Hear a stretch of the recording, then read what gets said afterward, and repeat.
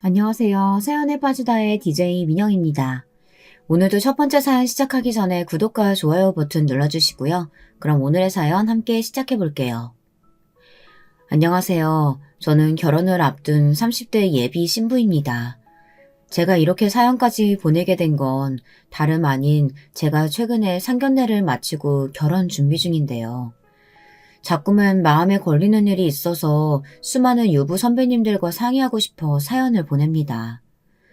저에게는 남자친구와의 결혼을 망설일 정도로 아주 큰 걱정거리가 하나 있어요. 여러분은 결혼할 남자의 아버지, 즉 시아버지가 어떤 분이든 혹시 괜찮으신가요? 저는 사실 무엇보다 가족 간의 관계가 가장 중요하다고 생각하는 사람이라 시부모님도 좋으신 분이길 바랬습니다. 저희 친정 식구들이 유난히 사이가 좋거든요. 저는 8남매 중에 막내예요. 부모님까지 하면 가족이 10명입니다. 제 나이 또래 친구들 사이에서는 신기할 정도로 형제가 많은 거예요. 그러다 보니 동네에서도 꽤 유명했습니다. 제일 큰 오빠와 제가 거의 20살 차이가 나다 보니까 같이 다니면 오빠가 아빠인 줄 아는 경우가 허다했죠. 덕분에 저는 집에서 귀여움을 독차지하고 자랐습니다. 친구들은 형제가 많으니 매일 치고받고 싸우느라 힘들겠다. 자식을 8명이나 키우려면 부모님이 정말 힘드셨겠다고들 하지만 가족들은 생각처럼 싸우거나 사소하게 티격태격한 적도 없어요. 부모님도 형제들도 워낙 다정하고 사랑이 많은 분위기라 다툴 일이 없었거든요. 더군다나 제가 워낙 어린 막둥이다 보니 다들 저에게 뭐든 양보해주고 알아서 챙겨줬어요.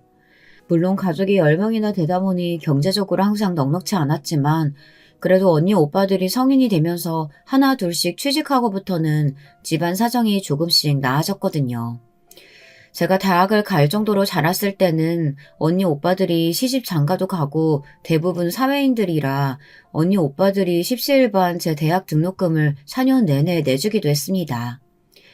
거기다가 제가 대학을 졸업하고도 시험 준비하느라 바로 취직을 못했어요. 그때도 형제들과 부모님들이 제 뒷바라지를 물심양면으로 해주셨습니다. 그런 부분에 있어서 저는 항상 부모님과 형제들에게 빚이 있는 거나 다름없었죠. 그래서 저는 부모님과 형제들을 위해서라면 뭐든 해주고 싶었어요. 그런 제 마음을 모르는 부모님과 형제들은 아직도 제가 아이 같은지 제가 밥 한 번을 못 사게 한다니까요. 물론 저에게도 항상 좋은 일만 있었던 건 아니에요. 형제가 많고 제가 막둥이다 보니 부모님 연세가 많으십니다. 제가 대학을 입학했을 당시 아버지가 이미 환갑을 훌쩍 넘긴 나이였으니 다들 아버지가 아니라 할아버지인 줄 알았어요. 제일 큰 오빠가 아버지냐고 묻는 사람들도 있었죠. 부모님의 연세가 많은 게 문제라기보다 하루하루 쇠약해지고 건강에 이상이 생기는 게 문제였습니다. 저는 아직 대학생이고 취직도 못했는데 아버지 어머니가 할아버지 할머니가 되어 있으니 걱정되더라고요. 제가 결혼하고 손주 손녀들을 낳는 것까지 다 보셔야 하는데 싶었어요. 더군다나 두 분 다 건강이 좋지 않으셨거든요. 그래서 형제들이 농담조로 막둥이는 무조건 결혼을 빨리 하라고 했어요. 아버지가 하루라도 더 건강하실 때 손잡고 식장에 들어가야 하지 않겠냐면서요. 그런 소리까지 하니 제 마음이 급하긴 했습니다. 그런데 결혼이라는 게 뭐 마음만 먹는다고 되는 건 아니잖아요. 20대 때부터 결혼하겠다고 좋은 사람을 찾아봐도 생각처럼 쉽지 않았어요. 결혼을 아무나 데리고 할 수는 없으니까요. 아버지는 대학을 졸업하고 바로 초등학교 선생님으로 재직하셨습니다. 당시에는 국민학교였죠. 아버지는 새내기 시절 어머니를 만나 일찍 결혼하셨습니다. 어머니는 학교에서 행정직으로 계셨어요. 어머니 말씀이 아버지는 세상에서 제일 순수한 사람이래요. 그래서 어머니가 아버지에게 반하셨답니다. 아무리 사회초년생 선생님이라도 20대의 혈기왕성한 남자라면 순수함과는 거리가 멀 수도 있는데 아버지는 정말 아이들을 사랑하는 좋은 선생님이었대요. 첫 담임을 맡았을 때는 아이들을 위해 매일 새벽마다 과일 도시락을 싸서 학교에 가져가셨답니다. 여름에는 포도 한 박스, 겨울이면 귤 한 박스, 어느 날은 달걀을 2판 삶아 학교에 가져가시곤 했대요. 굶으면 공부가 되겠냐면서요. 지금이야 굶고 다니는 아이들이 없지만 당시만 해도 집안 상황이 여의치 않거나 형제가 많은 집안의 아이들은 아침을 챙겨 먹지 못하고 등교하는 학생들이 많았어요. 아버지는 안쓰러운 마음에 매일 그렇게 하셨대요. 사실 선생님 월급이 많아봐야 얼마나 됐겠어요. 더군다나 우리 집에 아이들도 많잖아요. 그런데도 아버지는 퇴임하실 때까지 담임을 맡으시면 항상 그렇게 하셨습니다. 그 정도로 아이들을 사랑하셨어요. 그래서 아이들도 많이 낳으신 거죠. 그렇게 좋은 인품을 가지고 계신 분을 이용하려는 사람들은 항상 어디에나 있었어요. 아버지가 담임으로 재직 중에 한 학부모가 학교에 항의 전화를 한 겁니다. 아이가 담임이 준 달걀을 먹고 와서 탈이 났대요. 하루 종일 구토하고 설사를 하다 목에서 피까지 났다고요. 방금 병원에 다녀왔는데 식중독 증상 같다고 하면서 무조건 아버지 잘못이라고 우겼답니다. 먹은 거라고는 학교에서 달걀 먹은 게 다라고요. 그때 시간이 저녁 9시가 넘은 시간이었어요. 그때까지 애가 학원에 다니느라 먹은 게 달걀이 전부래요. 아버지는 안 그래도 그 아이가 항상 점심시간까지 도시락을 안 먹고 공부만 하길래 안쓰러워서 더 챙겨주고는 했답니다.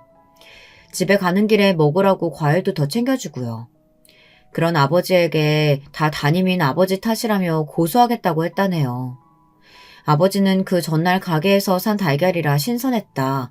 다른 아이들은 모두 다 괜찮았다 이야기했지만 그 학부모에게는 통하질 않았습니다.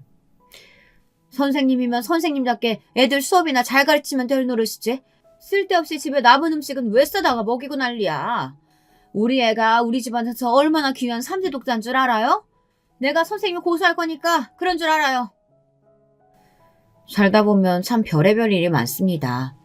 하지만 저희 아버지처럼 법 없이도 살 정도로 좋으신 분이 고소를 당할 거라고는 생각지도 못했어요. 그것도 학부모에게 말이죠. 당시에 증거가 불충분해서 사건이 진행되지는 않았지만 학교라는 데가 워낙 보수적인 사회이다 보니 아버지께서는 학부모에게 고소를 당했다는 것만으로도 선생으로서의 명예를 떨어뜨렸다며 반년 동안 감봉조치를 당했습니다. 내가 이 선생 매일 애들한테 아침 먹이겠다고 박스로 음식 가지고 나를 때부터 이런 일 생길 줄 알았어. 애들한테 아무리 오지랖 부려봐야 선생한테 돌아오는 거 아무것도 없다니까. 애들 도시락 쌀 시간 있으면 이 선생 고가 점수나 신경 써요. 평소에 항상 아이들의 편에 서서 인기가 많다 보니 아버지를 시샘하는 선생님들이 많았어요.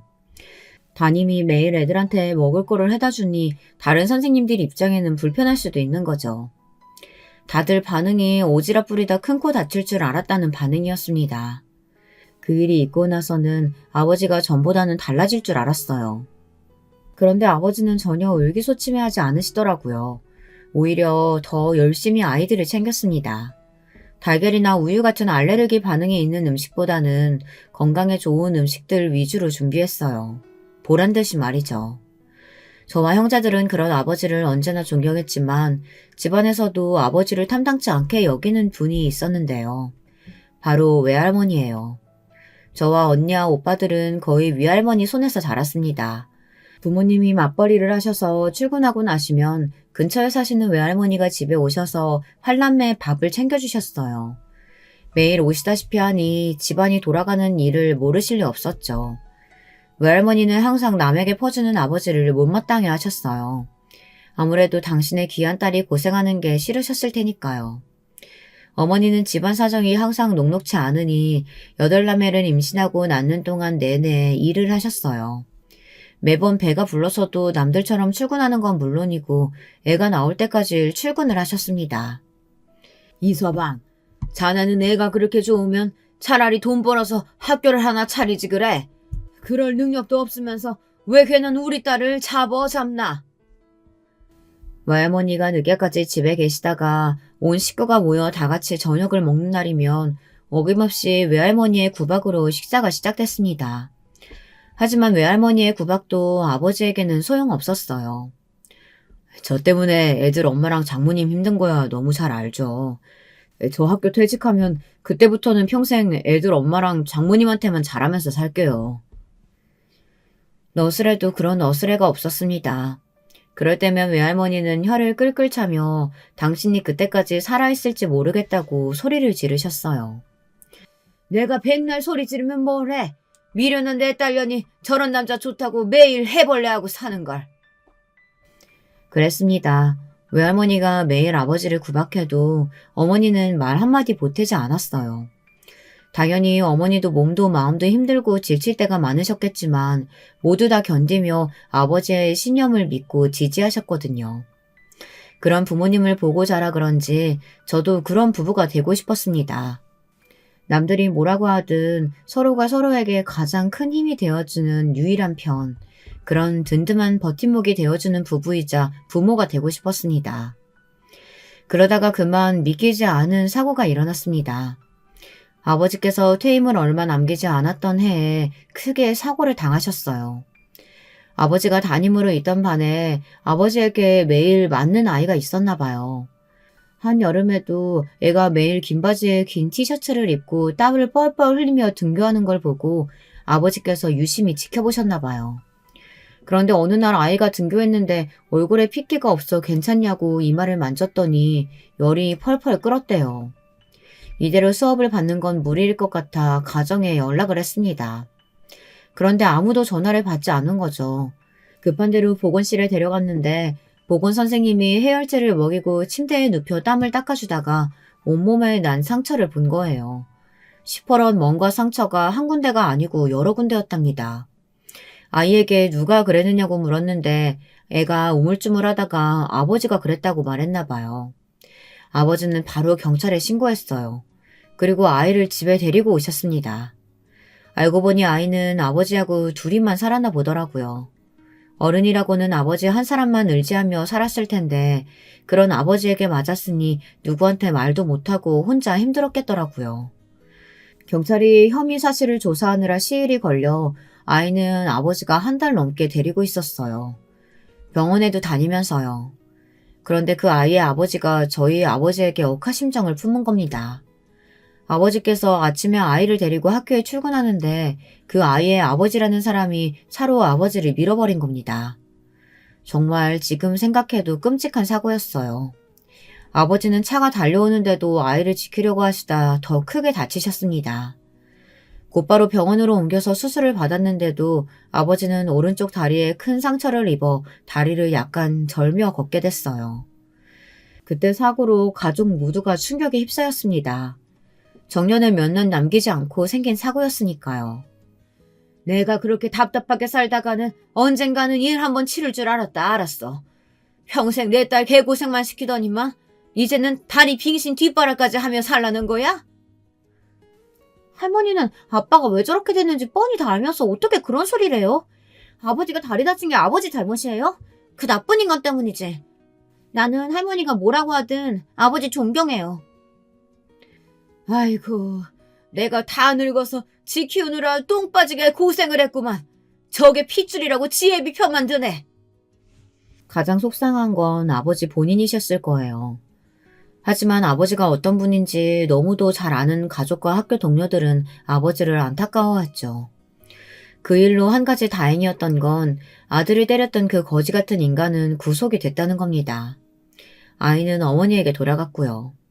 아버지가 하신 일이 헛되지 않았다는 증거였습니다. 아버지는 그런 분이셨어요.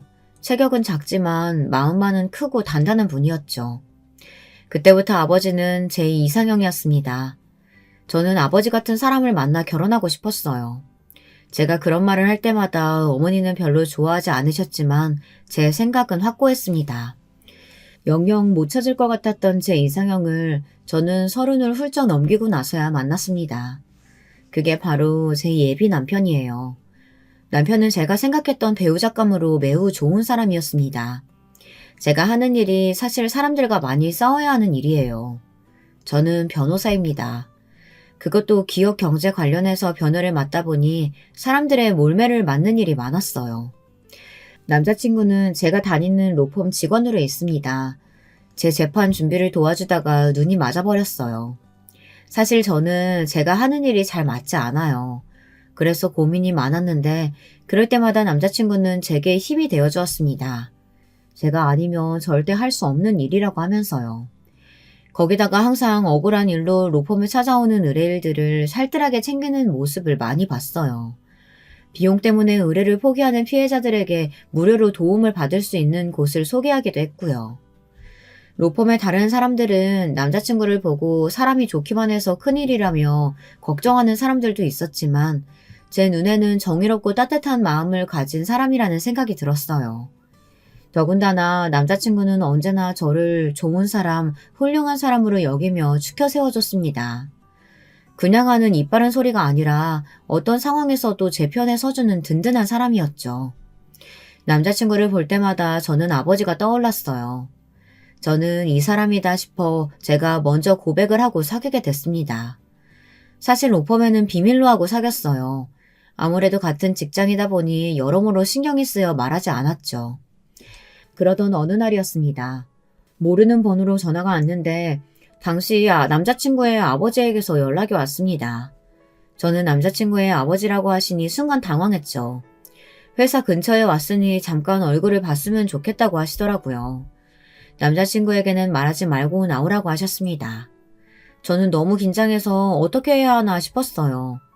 하지만 시아버지께서 남자친구에게는 말하지 말고 나오라고 하셨으니 남자친구에게는 말할 수가 없었습니다. 저는 망설이다가 애써 마음을 편하게 먹고 약속 장소에 나갔어요. 아들의 여자친구라고 하니 궁금해서 오셨나 보다 좋게 생각하려고 했죠. 그런데 막상 만난 예비 시아버지는 제가 예상했던 느낌이 아니었습니다. 당시 남자친구는 언제나 밝고 긍정적인 사람이라 가정에서 사랑을 듬뿍 받고 자랐을 거라 여겼는데 시아버지는 굉장히 날카롭고 무섭더라고요. 더군다나 저를 불러내신 이유도 좀 불편했어요. 마치 제 호구조사를 하려고 부르신 것 같았습니다. 우리 아들 다니는 로펌 변호사라고? 사실 요즘 변호사가 뭐 대단한가? 로스쿨만 나오면 다 변호사인데. 우리 아들은 들어가기 어렵다는 연대 나와서 대학 4년 내내 장학금도 받았어.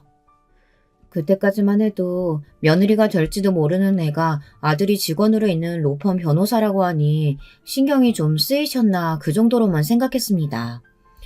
옛날 어르신들이야 당연히 여자보다 남자가 조금 더 직책이 높고 돈도 더 많이 벌어야 한다고 생각하시기도 하시니까요. 네, 지우 씨가 워낙 성실하고 능력자인 거 저도 잘 알죠. 근데 아버님, 저는 로스쿨 출신 아니에요. 제가 사실을 좀 빨리 준비하기 시작해서 사실 마지막 세대예요. 처음 말씀드린 대로 저도 형제 많은 집에서 워낙 사랑을 많이 받고 자란 막둥이다 보니 어른들이 좀 무섭게 구셔도 웬만해서 기가 죽는 성격이 아니에요. 오히려 능청스럽게 굴면 더 굴었죠. 그런데 시아버지에게는 그런 제 성격이 통하지 않았습니다. 첫 만남에 또박또박 제 의견을 이야기하는 게 좀 당돌하다고 느끼셨나 봐요. 내가 이럴 줄 알았다니까? 지호 이놈은 평생 모르고 답답하게 살더니만 여자 보는 눈도 발끝에 달렸지. 변호사라고 온화하고 여성스럽다고 하더니만 여자가 얼마나 지독하면 변호사가 됐겠어. 여자가 어디 어른 앞에서 눈을 동그랗게 뜨고 또박또박 말댔구야. 이렇게 기가 세서 우리 집 맏며느리로 가당키나 해? 알고 보니 시아버지께서 엄청 보수적인 분이시더라고요. 잠깐 사이 여자가라는 소리를 몇 번이나 들었는지 모르겠어요. 시아버지는 절대 전문직 여자는 며느리로 들일 생각이 없답니다. 저는 제 두 귀로 듣고도 잘못 들은 줄 알았어요. 요즘 세상에 전문직 며느리면 1등 신부감 아닌가요? 지금 제가 몇 년도에 와 있는 건가 싶었습니다. 아무래도 직업이 영 마음에 안 들어. 암튼 너희 아버진 뭘 하시냐? 저는 당연히 기분이 상했지만 애써 표정을 가다듬었습니다. 그리고 아버지께서는 초등학교 선생님으로 재직하시다가 퇴직하시고 지금은 소일거리로 학교에서 보안관 선생님으로 일하고 계신다고 말씀드렸어요. 그런데 그때 제 말을 들은 시아버지께서 갑자기 피식 비웃으시더라고요. 옛날 국민학교 선생이 뭐 선생이었나. 맨날 부모들한테 촌지나 받고 애들 때리거나 하는 깡패였지. 그리고 보안관 선생은 무슨 선생. 딸이 변호사라도 소용없으니까 돈 벌겠다고 늙어서 학교에서 경비나 하는 거지. 요즘 부모들이 다들 그렇게 어렵게 산다니까. 저에게 기가 세네 여자가 어쩌고 하시는 거야. 어찌됐든 간에 어른이 하시는 말이니 참고 넘어갔지만 아버지에 대해 함부로 말하는 건 도저히 들어줄 수가 없더군요. 많아봐야 저희 큰오빠 또래로밖에 안 보이시는 분이 무식해도 너무 무식하더라고요. 지호씨가 아버님을 아예 안 닮았나 봐요. 지호씨는 말 한마디를 해도 예쁘고 다정하게 하는데 아버님은 같은 말을 해도 굉장히 배려 없이 막무가내로 말씀하시네요. 더군다나 연세도 무지 젊으신 것 같은데 어쩜 그렇게 고루하세요? 제 말에 시아버지는 노발대발 성을 내며 자리에서 벌떡 일어나 저에게 삿대질까지 하셨어요. 뭐 이런 년이 있냐면서요. 저는 욕까지 먹은 마당에 가만히 있을 수가 없었습니다. 그래서 한마디 더 했어요. 저도 아버님 같은 시아버지는 싫거든요. 그 말은 참았어야 했는데 저도 모르게 말이 튀어나와 버렸어요. 시아버지는 금방이라도 눈알이 굴러떨어질 것처럼 크게 축혀뜨고는 저더러 당장 당신의 아들과 헤어지라고 소리를 질렀습니다. 다시는 저를 볼 일 없다고요. 당시에는 저도 시아버지를 다시는 보고 싶지 않았습니다. 볼 일 없을 줄 알았어요. 하지만 사람 마음이라는 게 어디 그렇게 쉽게 변하나요. 시아버지 자리가 마음에 안 들어도 남자친구가 너무 좋은걸요. 저는 그날 일에 대해 남자친구에게 일절 말하지 않았어요. 저도 아직 결혼하겠다고 마음을 먹은 건 아니었지만 어쨌든 예비 시아버지와 남자친구에게 말하지 않겠다는 약속을 했으니까요. 그런데 예비 시아버지는 입이 걸기만 한 게 아니라 입이 가볍게까지 하더군요. 본인이 먼저 남자친구에게 이야기했더라고요. 저를 만났다고요. 저는 기대도 안 했습니다. 저와 그렇게 말씨름을 하고 헤어졌으니 저에 대해 좋게 말했을 리 없으니까요. 예비 시아버지는 생각보다 훨씬 더 이상한 사람이었어요. 그제야 남자친구가 제게 말을 하는데 남자친구는 시아버지의 등살을 힘들게 살아왔더라고요. 시아버지가 아주 어릴 때부터 배를 타셨대요. 남들은 학교 다닐 때 그 힘들고 험한 일을 하신 거였죠. 몇십 년을 배만 타신 분이라 돈은 굉장히 많이 벌었대요. 집도 사고 땅도 사고 자기 힘으로 자수성가하신 거죠. 그렇게 되기까지 당신의 인생이 워낙 쉽지 않고 험난하게 살아와서인지 성격이 굉장히 괄괄하고 막무가내예요. 남자친구 말이 시아버지 성격을 아무도 못 말린다네요. 시어머니도 가난한 집에서 태어나 할 수 없이 경제력만 보고 시집을 오기는 했지만 시아버지의 성격 때문에 매일 눈물로 지새우는 날이 많으셨답니다. 남자친구도 마찬가지고요. 남자친구는 툭하면 소리 지르고 화부터 내는 시아버지가 어릴 때는 무서워서 말 한마디 못하고 하라는 대로 공부만 했대요. 공부 잘해야 성공한다고 귀에 못이 박히도록 이야기하셔서 학창시절에는 정말 공부만 열심히 했답니다. 당신이 가난해서 배우지 못했다는 것에 대한 자격지심이 심해서 남자친구에게 거는 기대가 크셨던 거죠. 남편이 연세대에 입학할 때에는 동네에 현수막을 걸고 잔치를 했대요. 시아버지는 남자친구가 교수가 되길 바라셨지만 남자친구는 전혀 그럴 생각이 없었던 거죠. 그때부터 시아버지와 사이가 틀어지기 시작했답니다. 시아버지께서는 자신이 다 알아서 뒷바라지 해줄 테니 공부만 하라고 했는데 남편은 졸업과 동시에 바로 취직을 한 겁니다. 로펌에서 일하는 것도 대단한 건데 시아버지가 보시기에는 변호사들 뒤치다거리나 하는 거로 보이셨나 봐요. 그때부터 시아버지의 폭풍 간섭과 막말이 시작되었답니다. 사내 놈이 어디 할 일이 없어서 남의 밑에서 시중 드는 일이나 하고 잘한다. 나 같으면 부모가 이 정도로 뒤에서 밀어주면 교수가 아니라 대통령도 하겠다. 제가 하는 일이 왜 남의 시중 드는 일이에요. 저는 제가 하는 일이 적성에 딱 맞아요. 제가 그렇게 마음에 안 드시면 지금이라도 아버지가 직접 공부하셔서 대학도 가고 교수도 되세요. 저는 절대 아버지 뜻대로 살아드릴 생각 없으니까. 그렇게 매일 싸우기만 하다가 남자친구가 독립해서 집을 나온 거예요. 시아버지 곁에 시어머니만 두고 나온 것이 내심 마음에 쓰였지만 남자친구도 본인이 살려면 그 방법밖에 없었답니다. 아버지와 있으면 잠깐도 숨을 제대로 쉬지 못할 정도로 답답해서요. 남자친구가 집을 나와 있는 돈을 다 긁어 모아 반지하 월세를 구했는데 굳이 초대도 하지 않았는데 시아버지가 집에 찾아왔답니다. 이딴 거지 같은 집이 집이냐로 시작한 잔소리는 아비 없이는 사람 구실도 못하고 사는 멍청한 놈이라는 막말까지 들어야 했답니다. 어쩌다가 이런 한심한 놈을 낳았는지 모르겠다고요. 남자친구가 제일 싫어하는 말이 지엄마 닮아라는 말이라네요. 지엄마 닮아 유약한 놈. 사내 놈이 하필이면 지엄마 닮아서 아무 생각 없이 계집애들처럼 실실 웃고만 다닐 줄 알지. 으이구 쓸데없는 놈. 그런 소리만 듣고 자랐어. 남자친구는 성인이 되어 집에서 나와서도 괴롭힘을 당해야만 했습니다. 어떨 땐 같은 핏줄이라는 게 끔찍하게 싫을 때도 있었대요. 차라리 아버지에게 두들겨 맞기라도 했으면 신고라도 할 텐데 매일 말로 짓밟히고 상처를 주니 마음만 갈기갈기 찢어질 뿐 벗어날 방법이 없었대요. 저를 만나고 돌아간 날도 저에게는 아무 말 하지 말라고 하더니만 시아버지는 남자친구를 찾아가 또 막말을 퍼부으셨대요. 네가 그러면 그렇지. 네가 고른 년이 어디 제대로 된 년이겠냐? 꼴의 변호사라고 어른 앞에서 잘난 척하면서 말하는 꼴악서니가 아주 꼴도 보기 싫더라. 내가 눈이 흙이 들어가도 그런 되바라진 며느리는 못 보니까 당장 헤어지고 다른 여자 찾아. 남자친구도 30년 넘게 아버지른 사람을 겪으면서 수많은 만행을 참고 버텼지만 그때는 참을 수가 없었대요. 자기는 아들이라서 막말을 한다지만 남의 집 귀한 딸한테까지 함부로 구는 걸 보니 도저히 봐줄 수가 없었답니다. 그 순간은 남자친구도 아버지라는 사람과 아예 연을 끊어야겠다 싶어 심한 말을 퍼부었대요. 정말 더는 못 참겠어요, 아버지. 아버지가 뭘 한다고 남을 판단하고 멋대로 무시하세요? 아버지가 그럴 자격이 있어요? 고작 국민학교도 간신히 졸업한 분이 세상 돌아가는 이치를 무슨 수로 안다고. 자꾸 이렇게 무식한 티 내시면 저 결혼할 때 식장에도 못 오게 할 테니까 그런 줄 아세요. 뭐야? 이 자식이 여자 때문에 아비랑 인연이라도 끊겠다는 거야? 여자 때문이 아니라 제가 아버지한테 정 떨어지고 치가 떨려서 더는 보고 싶지 않아서 이러는 거예요. 아버지랑 저 인연 끊어도 저는 상관없어요. 남자친구는 진심이었답니다. 아버지와 연을 끊을 수만 있다면 몸속 피까지 다 뽑아내고 싶은 심경이라고요. 시아버지는 괘씸하다며 남자친구의 머리통을 갈기려고 달려들었지만 남자친구는 쉽게 피해버렸답니다. 얼마 전까지 그 험난한 배를 탔다고는 해도 한창 때인 남자친구를 당해낼 수야 없었죠. 그날 이후 남자친구는 달라졌습니다. 더는 시아버지의 말대로 살지 않겠다고 새롭게 태어난 거죠. 지금까지 아버지가 무서워서 할 말도 못하고 바보처럼 참고만 있었던 게 후회가 된답니다.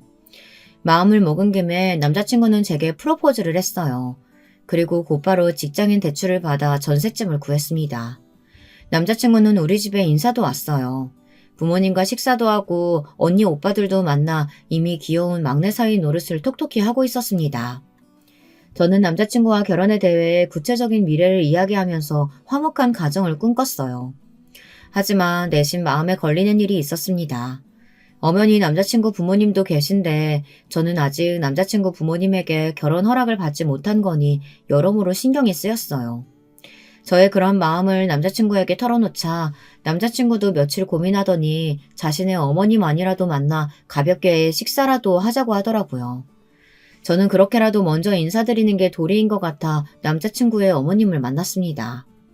예비 시어머니는 전에 만났던 예비 시아버지와는 너무도 달랐어요. 물론 부부라고 다 비슷한 건 아니지만 달라도 너무 달랐습니다. 시어머니는 너무 우아하시고 고상했어요. 말씀도 조용조용 단아하게 하시고요.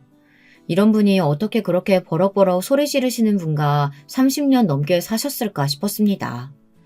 저는 예비 시어머니를 만나고 나서야 불안했던 마음이 어느 정도 풀렸어요. 예비 시아버지를 만나고 나서 사실 이래저래 고민이 많았거든요. 그런데 시어머니는 너무 좋았어요. 남자친구가 어머니를 쏙 빼닮은 거더라고요. 다정하고 자상하신 게 너무 좋았습니다. 아가씨가 너무 밝고 귀여운 게 우리 아들 짝으로 너무 잘 어울리네. 우리 아들이 겉으로 보기에는 점잖아 보이는 것 같아도 속에는 남모르게 꾹 참고 있던 것들이 있거든. 둘이 서로 잘 보살펴주면서 살아주면 난 그걸로도 고맙고 충분할 것 같아요. 예비 시어머니는 저에게 남자친구를 잘 부탁한다고 하셨습니다. 그리고 시아버지께서 했던 말들에 상처 많이 받았을 텐데 대신에 미안하다며 사과까지 하셨어요. 앞으로 가족이 되면 시아버지 몫까지 대신에 2배, 3배로 사랑을 주시겠다고 하시면서요. 그 이야기를 듣는데 저도 모르게 울컥했습니다. 그 말 한마디에 전부를 알 수는 없지만 그래도 지금까지 남자친구와 예비 시어머니가 얼마나 고달프고 힘들게 살아오셨을지 마음으로 느껴지더라고요. 예비 시어머니를 만나고 난 이후 저는 남자친구와의 결혼에 더 큰 확신을 가졌어요. 시아버지가 좀 이상하고 별나면 어때요?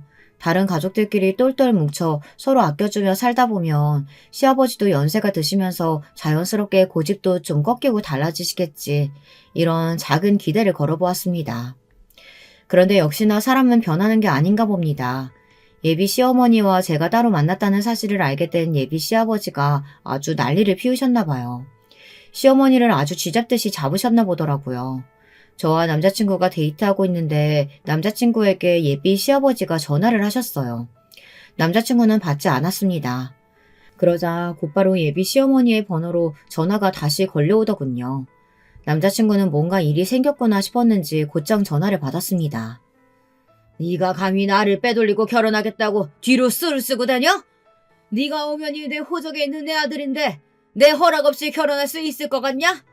너 지금 당장 집으로 안 튀어오면 네 엄마도 이 집에서 내쫓아 버릴 테니까 그런 줄 알아. 시어머니 핸드폰으로 전화를 건 사람은 다름 아닌 예비 시아버지였어요. 잔뜩 격앙된 시아버지의 목소리에 남자친구와 저는 곧바로 집으로 찾아갔습니다. 남자친구는 저는 안 가는 게 좋겠다고 했지만 아무래도 시어머니가 걱정돼 그냥 돌아갈 수가 없겠더군요. 저는 남자친구를 따라갔습니다. 그런데 저희가 이미 집에 도착했을 때는 집안이 난리가 나 있더군요. 손에 집히는 대로 던졌는지 바닥에 그릇이 다 깨져 있고 책이며 쿠션 같은 것들이 바닥에 나뒹구고 있었어요.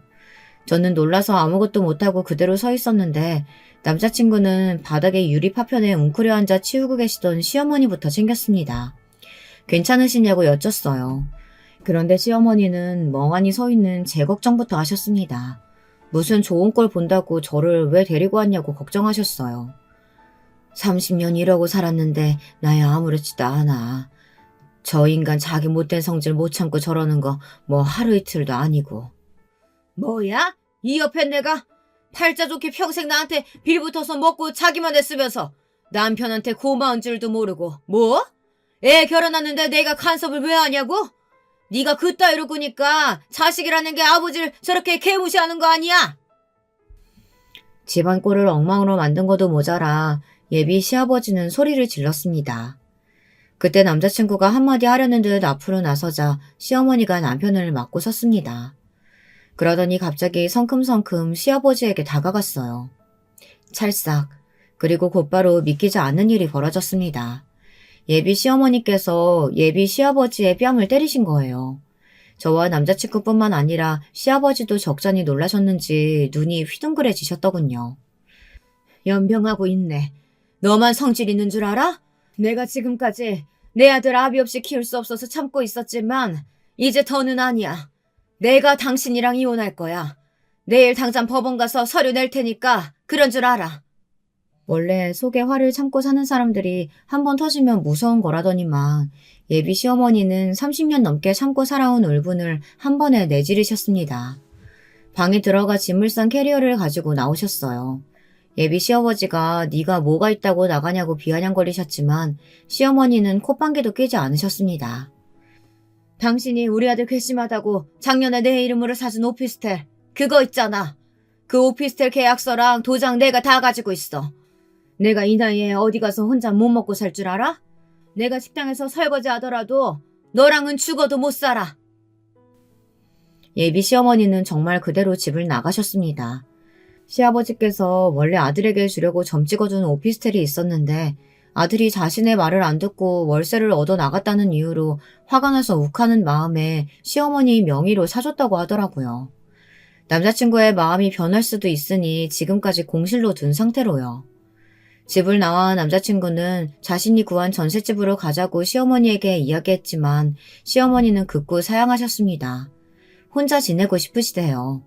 지금까지 시아버지 옆에서 수발들며 고생한 보상이 그 오피스텔 가지고는 턱도 없지만 어쨌든 안 보고 살면 속이라도 편할 것 같다고요.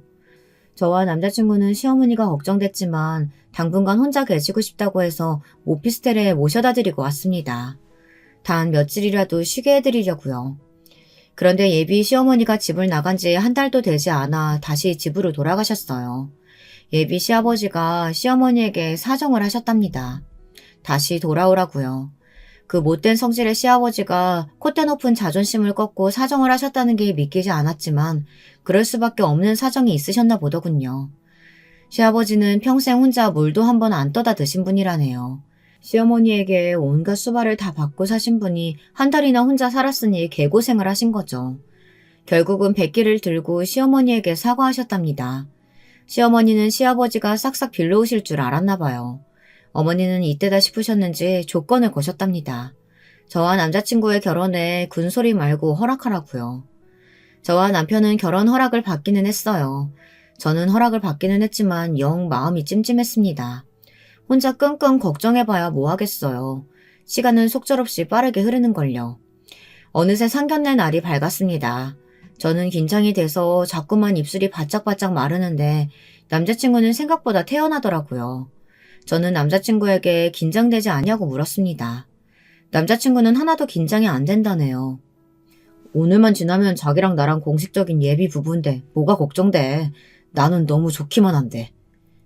자기 아버님께서 날 미워하시잖아. 우리 부모님 앞에서 나 믿다고 결혼 못 시킨다고 하시면 어쩌지?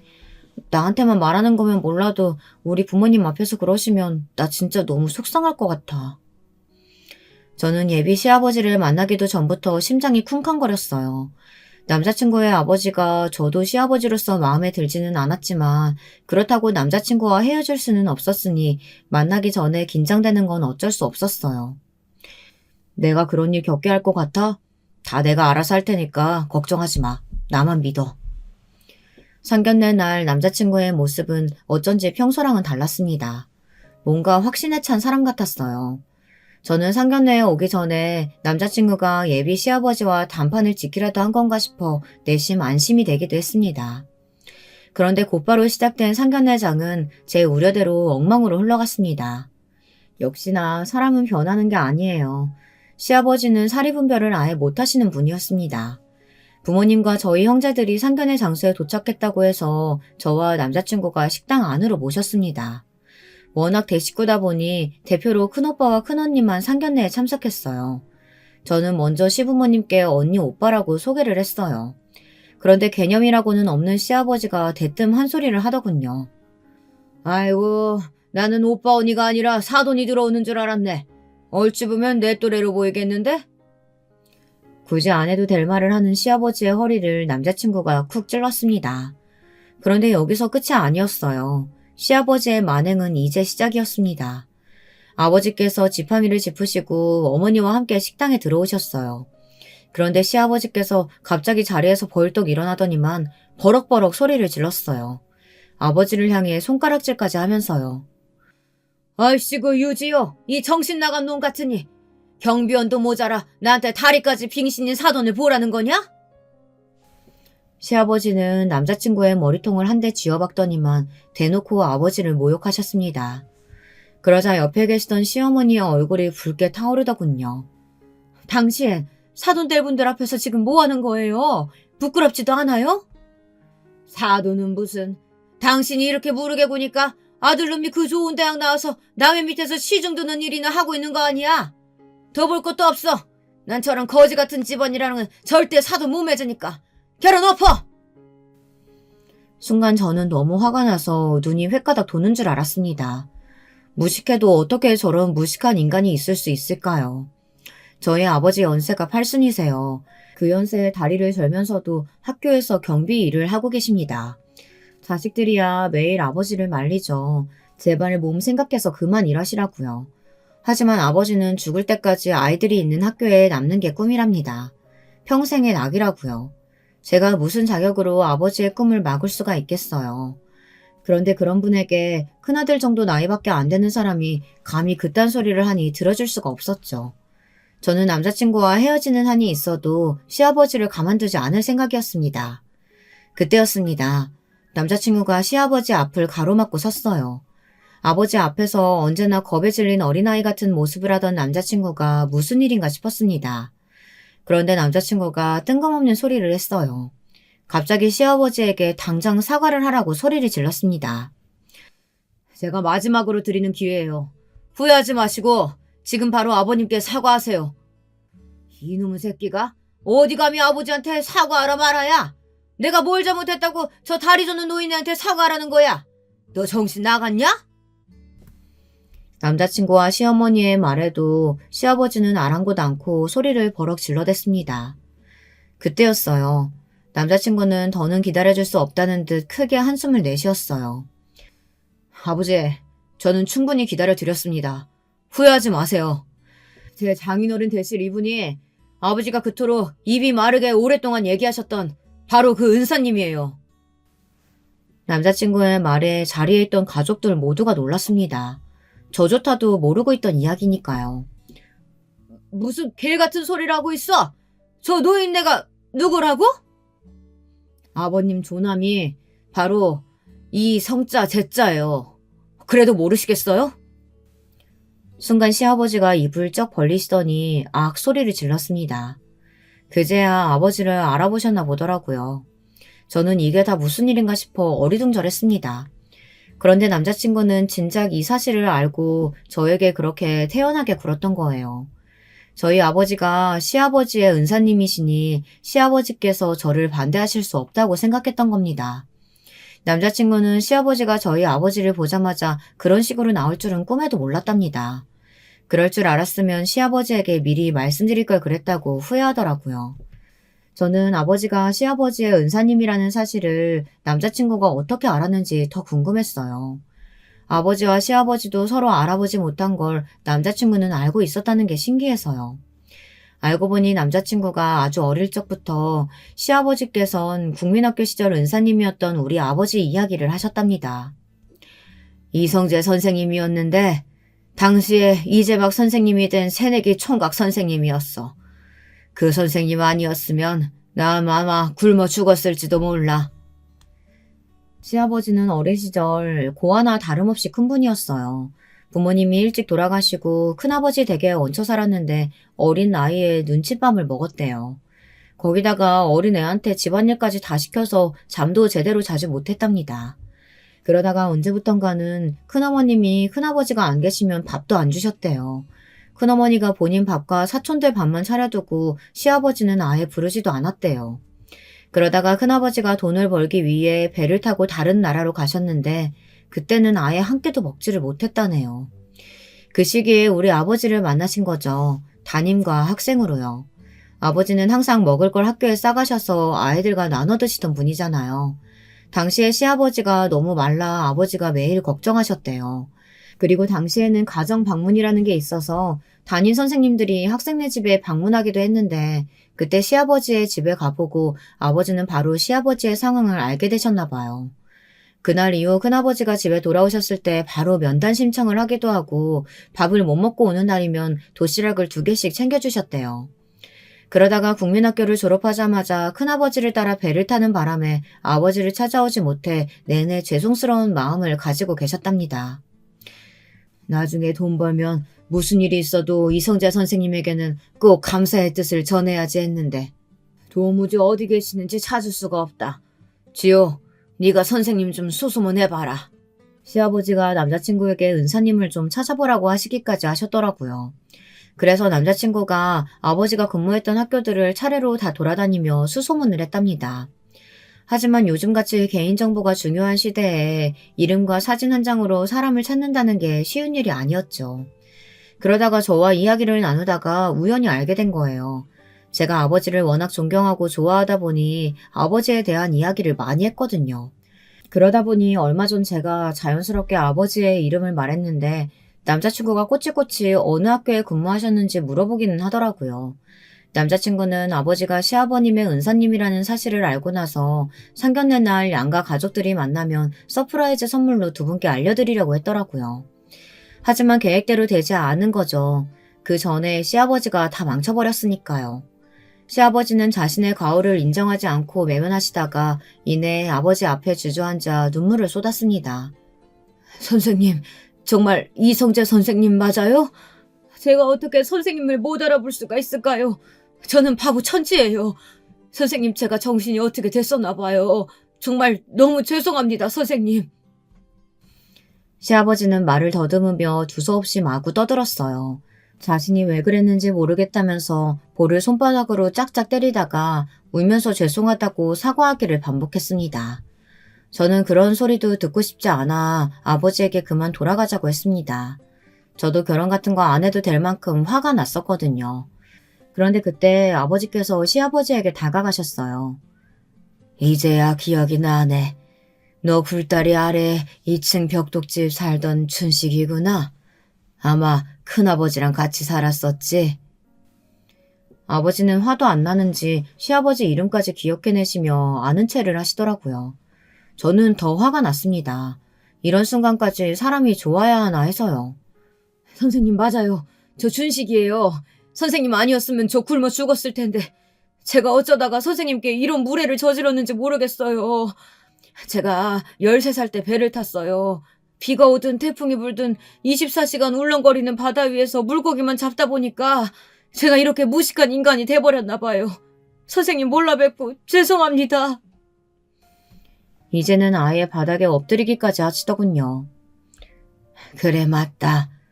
그때 네가 큰아버지 따라 배 탔다고 해서 내가 얼마나 걱정한지 몰라.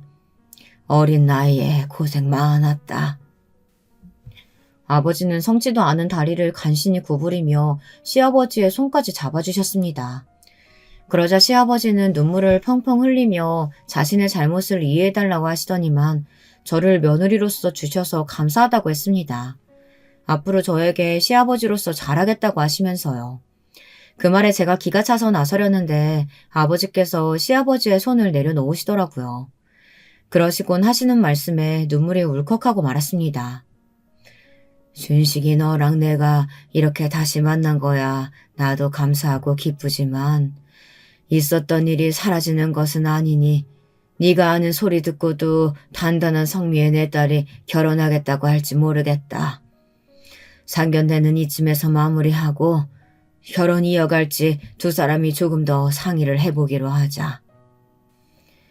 역시나 제가 사랑하는 아버지셨습니다. 아버지는 저를 너무 잘 아셨어요.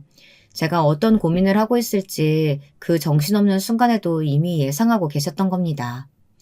아버지의 말대로 저는 결혼이 망설여졌어요. 시아버지 때문에요. 남자친구와의 화목한 미래에 시아버지가 분명히 걸림돌이 될 거라는 게 너무도 확실했거든요. 시아버지는 당신이 앞으로 회개하는 마음으로 며느리를 떠받들어 모시겠다고 하셨지만 아버지와 저의 생각은 같았습니다. 시간이 필요했어요. 남자친구는 시아버지께서 이런 일까지 있었는데 분명 달라지실 거라고 기대했지만 제 마음이 동하지를 않았습니다. 그 이후 어떻게 됐냐고요? 사실 상견례 이후 벌써 몇 달이 지났지만 아직 제 마음을 정하지 못한 채로 지내고 있습니다. 그렇다고 남자친구와의 관계를 정리한 건 아니에요. 남자친구를 사랑하는 마음은 아직 변함이 없습니다. 하지만 남편의 아버지가 저의 시아버지가 된다고 생각하면 아직도 마음이 편치 않아요. 그날 이후 시아버지는 이사들이 모두 다 자신의 잘못임을 인정하고 주말마다 우리 집으로 출근하십니다. 그럴 때마다 아버지는 문을 열어주세요. 아버지에게 그토록 큰 잘못을 하셨지만 당신의 제자이니 마음으로 품어주시는 거겠죠. 세아가 지호한테 들으니까 네가 초콜릿 좋아한다고 하더구나. 이거 내 주변에 배 타는 후배한테 부탁해서 유럽에서 사온 초콜릿이야. 이거 받고 우리 아들도 다시 한번 받아줘. 제게 사정하시는 모습이 정말 그전에 봤던 분과 같은 분인가 싶더군요. 너무 달라져서요. 저는 아직도 혼란스럽습니다. 제가 본 모습 중 어떤 모습이 시아버지의 진짜 모습인가 싶어서요. 처음 말씀드린 대로 많은 유부 선배님들은 어떠십니까? 시아버지가 어떤 사람이든 제가 사랑하는 사람이라면 상관없이 결혼할 수 있으시겠어요?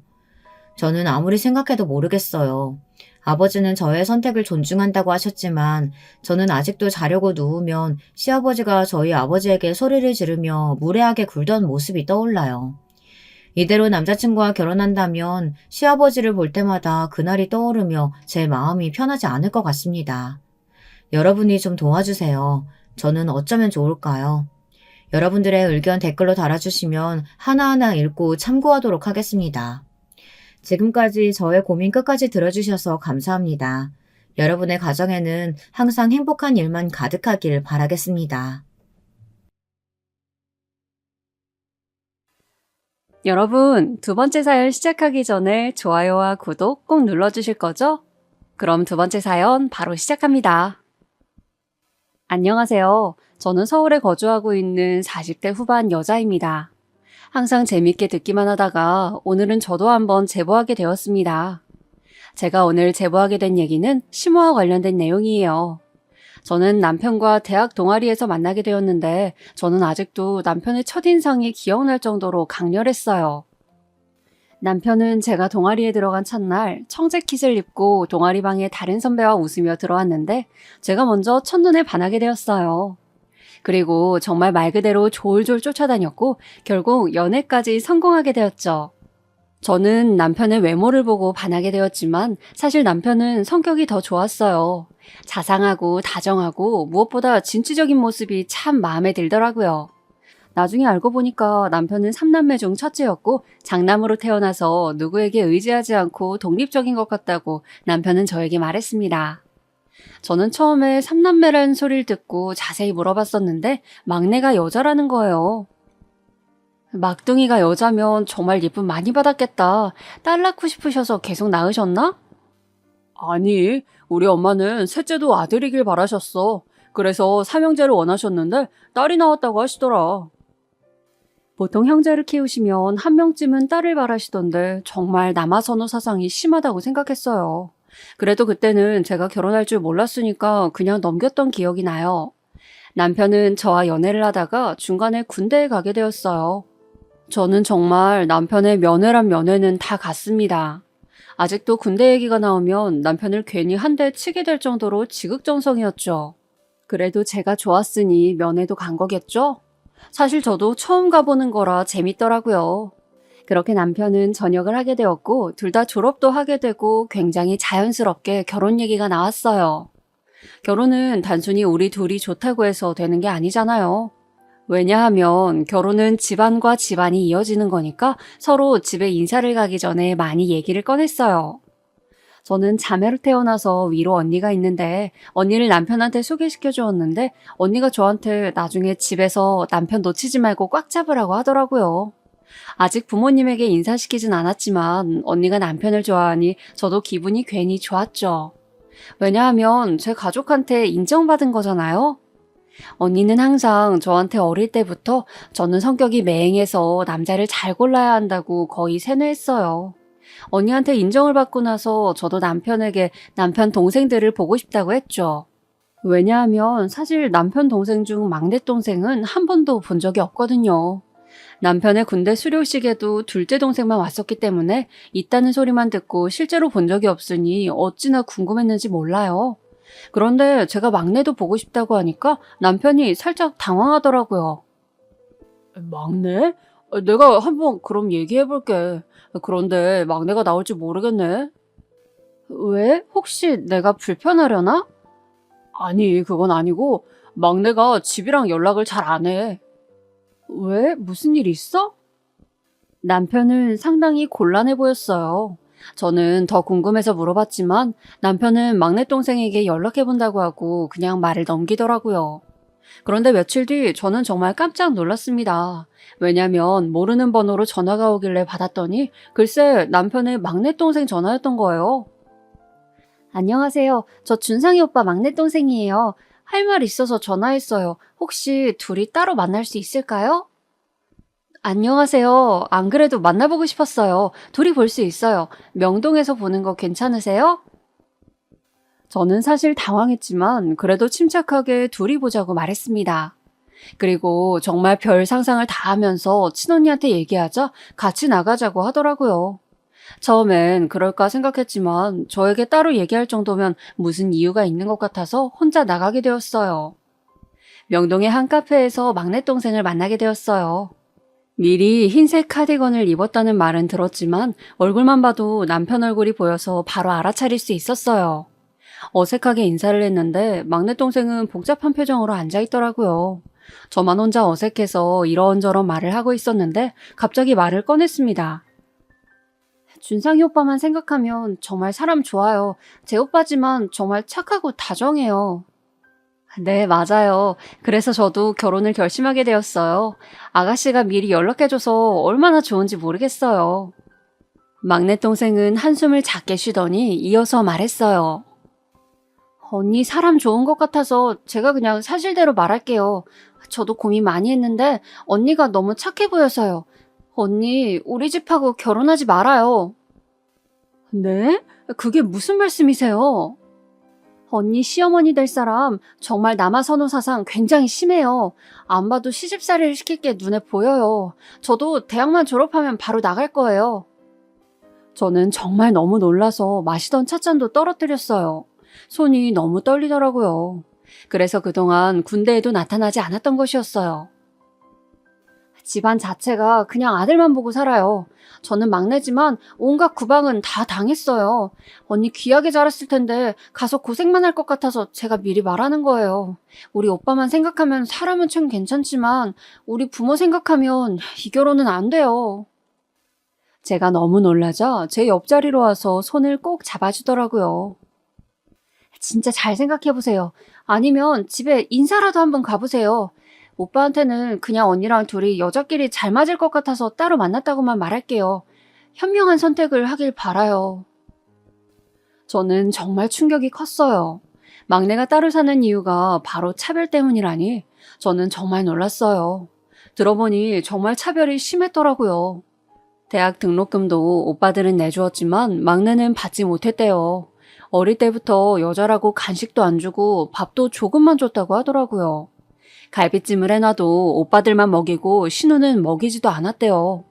과자를 사도 2개만 사서 신우는 주지도 않았다고 하더라고요. 학교 다닐 때도 오빠들은 책이며 공책이며 다 새로운 것으로 사줬는데 신우는 오빠들 거 쓰라고 하면서 지원을 잘 해주지도 않았다고 하더라고요.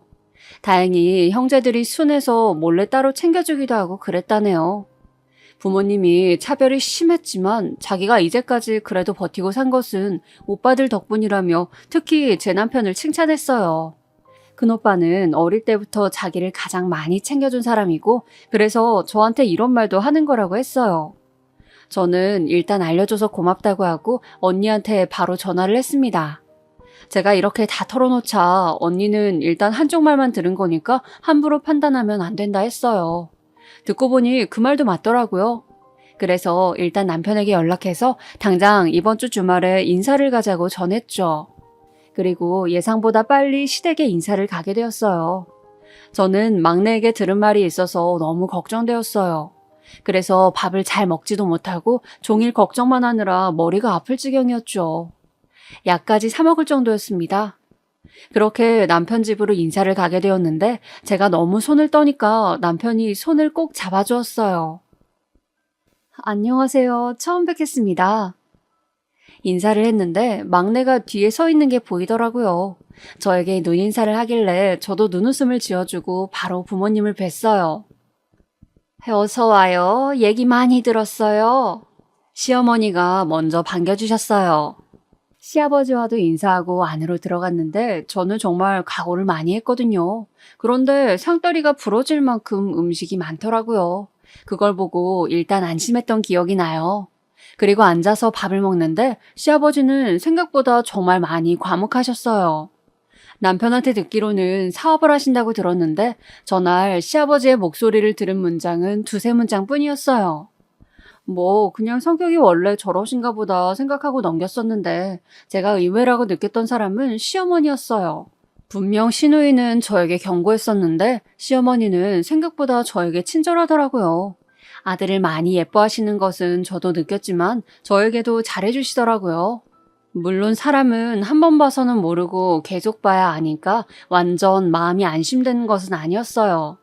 집에 돌아와서 언니한테도 시어머니 첫인상은 그렇게 나쁘지 않다고 말했어요. 친언니는 저에게 막내 신우가 말해준 것은 정말 고맙지만 사람 말은 양쪽 다 들어봐야 한다며 일단 남편과 대화를 많이 해보라고 했어요. 저도 언니 말에 동의했기 때문에 남편에게 어느 날 진지하게 얘기를 꺼냈습니다. 그랬더니 남편의 반응이 의외였어요. 자기야, 사실 맞아. 막내가 말한 것 거짓은 아니야. 우리 어머니 정말 남아선호 사상이 심하셔. 하지만 저 시대 분들은 대부분이 다 그러시잖아. 어차피 결혼하게 된다면 우리는 나가 살 거니까 그래도 괜찮지 않을까? 내가 중간에서 정말 많이 노력할게. 남편은 사실을 숨기지 않고 있는 그대로 다 말해주었어요. 사실 남편이 아예 없는 소리라고 하면 저도 결혼하지 않았을 거예요. 하지만 오히려 사실이지만 우리 같이 이겨내보자 하길래 신뢰가 높아졌어요. 그래서 저도 일단 남편만 믿고 결혼하기로 마음을 먹었고 우리 친정에도 남편을 보여주었어요. 부모님은 예상대로 굉장히 좋아하셨어요. 남편이 훤칠하고 성실하고 다정하니까 싫어할 이유가 없었어요. 그러나 결혼 준비할 때는 사실 시댁과 몇 번 부딪혔어요. 우리 친정이 상대적으로 더 여유가 있었기 때문에 집을 구하는 과정이나 예단 문제에 있어서는 괜찮았어요. 특히 친정 부모님께서는 제가 남편을 매우 좋아하는 것을 잘 아시니까 지원 부분에 있어서는 돈을 아끼지 않으셨죠. 그런데 부딪혔던 것은 결혼식장 위치와 하객 보증 인원, 그리고 한복 색상이었어요. 결혼식장 위치는 사실 생각지도 못했던 고민이었어요. 저는 저와 남편 그리고 시댁과 친정이 다 서울에 거주하고 있으니까 당연히 서울에 있는 결혼식장을 골랐어요. 그런데 시어머니가 남편과 제가 상의도 없이 서울에 골랐다고 화를 내시는 거예요. 적어도 어른들한테 물어보고 결정해야지. 이게 말이 되는 상황이니? 저는 사실 시어머니가 왜 화를 내시는지 정말 이해가 안 갔어요. 그래서 남편에게 우리가 뭐를 잘못한 거냐고 물어봤는데 남편도 모르더라고요. 그래서 이 사건은 남편이 잘 달래어서 넘어갔어요. 그런데 하객 보증 인원 관련해서는 우리 부모님도 조금 곤란해하셨어요. 시아버지가 사업을 하신다고 했는데 사실 우리 친정아버지도 사업을 하세요. 저는 양측 다 아버지가 사업을 하시니까 보증 인원을 넉넉히 잡으려고 했어요. 그런데 시어머니가 그걸 아시더니 저한테 대놓고 서운하다고 하시는 거예요. 벌써 이렇게 나오면 어떡하니? 시댁 무서운 줄을 모르네. 나는 정말 너무 서운하다가 너희 아버지 사업 잘 된다고 으스대는 거니? 이런 식으로 우리 집 눈치 주는 거야? 어머님, 저는 무슨 말씀인지 잘 모르겠어요. 보증 인원이 너무 많으면 조금 줄일까요? 정말 끝까지 이러네? 정말 실망이다. 저는 보증 인원이 문제인지 뭐가 문제인지 정말 이해가 안 갔어요. 시어머니 화법이 정답을 얘기 안 하시고 빙빙 돌리는 화법이신지 그때 처음 알게 되었어요. 저는 정말 시어머니의 감정이 상하지 않기를 바랐기 때문에 남편에게 중재를 요청했어요. 남편을 통해서 들은 말로는 보증 인원이 너무 많아서 시댁을 무시한다고 느끼셨다고 했어요. 그런데 문제는 우리 친정 부모님이었어요. 왜냐하면 친정아버지가 사업을 꽤 크게 하셨거든요. 그래서 보증 인원이 적어지니까 친정 부모님이 당황하셨죠. 단순히 축의금 문제를 떠나서 사업적으로 얽혀있는 부분도 많았다고 해서 상당히 곤란해하셨어요. 그래서 저랑 남편이 중간에서 매우 고생했지만 그래도 우리 친정 부모님께서 한 발 물리셨어요. 결혼 전부터 문제를 일으키고 싶지 않다고 하셨어요. 그렇게 무사히 결혼식을 올리나 싶었는데 글쎄 활용점정으로 한복 색상 문제가 터졌어요. 보통 신부 한복은 분홍색으로 입고 신랑 측은 하늘색으로 입는 거 다들 아시죠? 요즘은 그래도 좀 덜하다고 하는데 제가 결혼할 때는 저게 당연했어요. 그런데 같이 한복을 고르러 갔는데 시어머니가 분홍색 한복을 고집하셨어요. 어머, 나는 분홍색 입어야겠어. 내 얼굴하고 정말 잘 어울려. 난 이걸로 해야겠어. 보통 신랑 측은 하늘색을 입으셔요. 오죽하면 한복집 직원분께서 나서서 신랑 측은 하늘색을 입는다고 말했지만 시어머니는 들은 척도 하지 않았어요. 단순히 색상만 그런 것도 아니고 무슨 사극에 나오는 중전마마 옷 아시죠? 엄청나게 화려한. 정말 한복집 직원분 말을 빌리자면 어디 국가 행사 때 입고 나오는 그런 옷을 고르고 입겠다는 거예요. 친정엄마 얼굴을 봤는데 엄마도 당황하시고 언짢아 보이셨어요. 적어도 물어보고 골라야 하지 않겠어요? 다짜고짜 고르고 본인은 다 정했다며 비녀를 고르고 있더라고요. 어머님, 하늘색 한복도 정말 잘 어울리세요. 이것 한번 입어보시는 건 어떠세요? 제가 아무리 유도해도 본인은 그 화려한 무슨 중전마마 옷을 고르고 입겠다고 했어요. 제가 중간에서 당황해서 어쩔 줄 모르는 게 티가 났는지 친정엄마는 본인은 그냥 무난한 한복을 고르셨어요. 한복을 다 고르고 나와서 한정식 식당에 갔는데 시어머니는 정말 아들들과 자기 자랑만 계속했어요. 저도 남편 잘난 거 충분히 잘 알고 있어요. 모를 수가 없죠. 제가 그래서 첫눈에 반했으니까요. 그런데 친정엄마도 있는데 계속 아들들이 얼마나 기특한지 모른다며 공부도 어릴 때부터 잘했고 성실하고 착하고 그러면서 저한테 복 받았다고 그러더라고요. 그날 남편은 회사 때문에 없었는데 자리에 없는 사람을 계속 칭찬하니까 받아주는 것도 한계가 있었어요. 그리고 그날 집에 가서 엄마가 저에게 말씀하셨죠. 선아야, 결혼 다시 생각해보자. 저는 엄마가 왜 저러시는지 이해는 갔지만 결혼은 꼭 하고 싶었어요. 그래서 엄마를 새벽까지 설득했어요. 엄마, 어차피 결혼하면 이제 따로 살 거야. 내가 한복은 중간에서 준상 씨랑 연락 잘해서 해결해 볼게. 한복 때문이 아니야. 자기 자식 귀한 줄 알면 남의 자식도 귀한 줄 알아야지. 나는 무슨 네가 팔려가는 줄 알았어. 엄마가 저렇게 말씀하시니까 저도 걱정이 되더라고요. 그래서 남편에게 연락해서 상황을 설명을 다 하고 결혼은 다시 생각해보자 했어요. 제가 아무리 준상 씨를 좋아해도 결혼은 어른들의 약속이고 또 저는 저를 소중하게 키워주신 엄마가 속상해 하시는 것을 더 볼 수는 없겠더라고요. 제가 결혼을 다시 생각해보자 하니까 남편은 전화를 끊자마자 우리 집으로 왔어요. 제가 나가서 얘기하자 했더니 남편은 제 손을 잡고 우리 집으로 들어가서 엄마 앞으로 갔어요. 그리고 갑자기 무릎을 꿇더라고요. 장모님, 정말 죄송합니다. 제가 오늘 일만 아니었어도 같이 가서 상황을 중재했을 텐데 그러질 못했어요. 제가 너무 죄송합니다. 어머님께는 제가 잘 말씀드리겠습니다. 사실 이런 상황이 올 거라곤 엄마도 저도 예상하지 못했죠. 엄마는 그때 되게 당황하셨지만 남편이 집에 돌아가자 저에게 남편감 하나는 잘 골랐다고 하시며 결혼식 한복은 그냥 시어머니 입고 싶은 대로 하라고 하셨어요. 엄마도 남편이 중간에서 중간 역할을 잘할 것을 아셨나 봐요. 그렇게 그 뒤로는 큰 별탈 없이 결혼하게 되었어요. 결혼식을 올리고 제주도로 신혼여행을 갔는데 거기서 또 작은 소란이 일어났죠. 글쎄 시어머니 전화가 온 거예요. 예, 너는 도착했으면 도착했다고 전화를 해야지. 결혼식 올렸으니까 이제 끝났다 이거니? 저는 신혼여행이 끝나고 어차피 다 인사를 드리려고 했기 때문에 신혼여행을 가서도 연락해야 하는지 정말 몰랐어요. 그것도 당일에요. 제가 당황하자 옆에서 남편이 대신 말렸고 뭔가 서러워져서 엄마에게 전화했더니 친정엄마는 오히려 왜 전화했냐고 푹 쉬라고 빨리 끊더라고요. 그래도 남편이 옆에서 달래줘서 참을 수 있었죠. 신혼여행이 끝나고 시댁에 인사하러 갔는데 시어머니는 제 얼굴을 쳐다도 보지 않더라고요. 아이고, 우리 아들 보고 싶었어. 잘 쉬고 왔니? 저는 제가 투명인간인 줄 알았잖아요. 신우가 옆에 와서 조용히 인사하길래 신우랑 그나마 대화했던 것 같아요. 시어머니 태도와 달리 남편과의 신혼생활은 아주 즐거웠어요.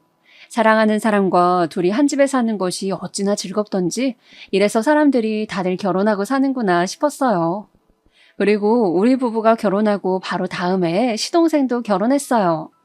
남편과 시동생의 나이차가 연년생이라 둘이 비슷하게 결혼을 하게 되었는데 동서가 될 분을 우리 부부가 먼저 만났는데 참하고 웃는 모습이 정말 예쁘더라고요. 그런데 동서네 집은 그렇게 여유가 있지는 않았나 봐요. 시어머니가 대놓고 돈이 부족하다고 하더라고요. 아유, 정말 내가 속상해서 살 수가 없어. 아들 결혼하는데 집 하나 못 해주고 너무 속상해서 눈물이 자꾸 나와. 저와 남편을 집으로 불러서 우시는데 정말 난감했습니다. 그렇다고 우리 부부도 이제 신혼인데 뭘 해줄 수가 없고 시어머니도 딱히 우리에게 무엇을 명확히 바라진 않으셨고 정말 불러서 하소연만 하셨어요. 듣기 좋은 소리도 3번이면 지친다고 하잖아요. 저런 상황이 지속되자 저는 힘들더라고요. 시아버지 사업은 시공과 관련된 사업이었는데 지금도 그렇고 저 시대에도 그렇고 워낙 숙련된 기술자가 많은 곳이라 다 인맥으로 돌아가는 사업이잖아요. 그런데 시아버지 사업이 그렇게 수완이 좋지는 못하더라고요. 그래서 시동생이 결혼하게 되어도 집을 마련해주지는 못하는 상황이었죠. 저는 또 남편하고 결혼했고 시동생도 평소에 저에게 정말 친절했기 때문에 문득 친정아버지가 생각나서 친정에 가서 조심스럽게 부모님에게 부탁했습니다. 엄마, 아빠, 시아버지 사업이 제대로 안 되는 것 같은데 좀 도와줄 수 있어요? 엄마는 제 얘기를 곰곰이 들으시더니 마침 이번에 공장 기숙사를 새로 짓기로 했는데 시아버지 업체와 계약을 맺겠다고 했어요. 친정부모님은 두 분이 식품 공장을 하셨는데 매출이 점점 좋아지면서 직원들도 많이 늘어났거든요. 그래서 기숙사를 크게 지을 예정이었어요. 제가 남편에게 이 소식을 전하자 남편은 굉장히 좋아하면서 한편으로는 걱정된다고 했어요. 시부모님 성격상 우리 집에서 도와주었다는 것을 알게 되면 자존심이 상하신다고 난리치실 게 뻔했거든요. 그래서 남편과 친정집에 가서 우리 부모님과 긴 토의를 했고 결론은 몰래 계약을 맺기로 했어요. 어차피 친정부모님은 바쁘셔서 직접 계약을 하시는 건 아니었고 직원이 대신 할 예정이었거든요. 그렇게 계약이 성사되었고 사실 정말 큰 계약이었거든요. 당연히 시댁에선 난리가 났어요. 영세 개인업자가 갑자기 큰 거래를 하게 됐잖아요. 시어머니는 그 상대가 우리 부모님인 것도 모르고 저에게 자랑도 많이 하셨어요. 너희 시아버지가 능력이 워낙 좋아야지. 정말 이 사람도 그렇고 우리 아들들은 능력 하나는 타고났어. 넌 정말 복 받았다 얘. 어딜 가서 우리 아들 같은 사람을 만나겠어? 남편이 옆에서 그만하라고 아무리 말려도 본인은 당당하다고 하셨어요. 그래도 결과적으로는 시동생도 넉넉하게 결혼할 수 있게 되었으니 다행이라고 생각했어요. 그런데 여러분, 시어머니는 시동생까지 결혼하자 본성을 대놓고 드러내기 시작했습니다. 남아선호 사상이 굉장히 심하다고 했잖아요. 정말 동서까지 시댁에 들어오자 시어머니는 대놓고 차별하셨어요. 명절 때 같이 모이면 꼭 저와 동서만 일을 시켰어요. 아니, 시누이까지도요. 아들들이 부엌에 들어오면 정색하고 나가라고 하셨어요. 남편과 시동생이 며느리들이 고생하는 것을 잘 아니까 최대한 본인들도 도우려고 했거든요. 그러면 또 난리가 나셨어요. 너희는 이런 거 타는 거 아니야. 이런 건 여자들이 하는 거야. 가서 쉬어, 누워. 아들, 제발. 또 밥을 먹을 때 상을 차려서 저도 앉았더니 막 화를 내시더라고요. 여자는 거기 앉는 건 아니야. 이리 와야지. 하시면서 저를 따로 부엌으로 부르더라고요. 그러면서 무슨 양푼을 가지고 오더니 대충 반찬을 다 넣고 그걸 비벼서 저와 동서 그리고 신우에게 먹으라고 숟가락을 꽂더라고요. 저는 정말 기가 막혔어요. 시어머니의 이런 만행은 저와 동서가 아이를 낳자 훨씬 심해졌습니다. 사실 시어머니는 동서의 집이 여유 있지 않으니 제가 느낄 정도로 무시를 했었어요. 그런데 저는 딸을 낳았고 동서는 아들을 낳았거든요. 완전히 대우가 달라져서 깜짝 놀랐답니다. 제 딸이 동서 아들보다 2살이 더 많은데 저희 딸은 돌잔치 때 아무것도 해주지 않았거든요. 그런데 손자 돌잔치 때는 직접 장소도 구하고 돌반지까지 사서 주더라고요. 아이를 낳은 직후 반응도 크게 달랐었지만 시어머니의 손자 사랑은 나이가 지날수록 더 심해졌어요. 제 딸아이 다영이는 생선을 되게 싫어하는데 손자 민준이는 생선을 정말 좋아하거든요. 그런데 다영이가 생선을 싫어하는 것은 다 이유가 있어요. 어릴 때 시어머니가 애들 밥을 먹이자고 하고 다영이와 민준이를 데려가서 밥을 먹이시더라고요. 저와 동서는 쉬고 있으래서 저는 내심 속으로 고마워했었는데 다영이는 그날 응급실에 가게 되었어요. 시어머니가 글쎄 민준이한테만 생선구이 가시를 다 발라주고 다영이는 발라주지 않아서 다영이가 생선뼈 발라놓은 것을 먹게 되었고 그대로 목에 가시가 박혀서 응급실에 갔어요. 아무리 그래도 손녀고 자기 첫째 아들의 자식인데 차별이 정말 심하더라고요. 그 뒤로 다영이는 생선만 보면 기겁을 해서 우리 집에서나 친정에선 생선을 일부러 먹지 않았어요. 그런데 시어머니는 꼭 명절이나 생일이나 시댁에 갈 일이 있으면 생선구이를 해놓더라고요. 이외에도 다영이가 인사하면 모른 척하거나 잘 받아주지도 않고 민준이가 인사하면 난리가 났어요. 아이고, 우리 손자 왔어? 우리 소중하고 귀중한 우리 손자. 할머니 보러 온 거야.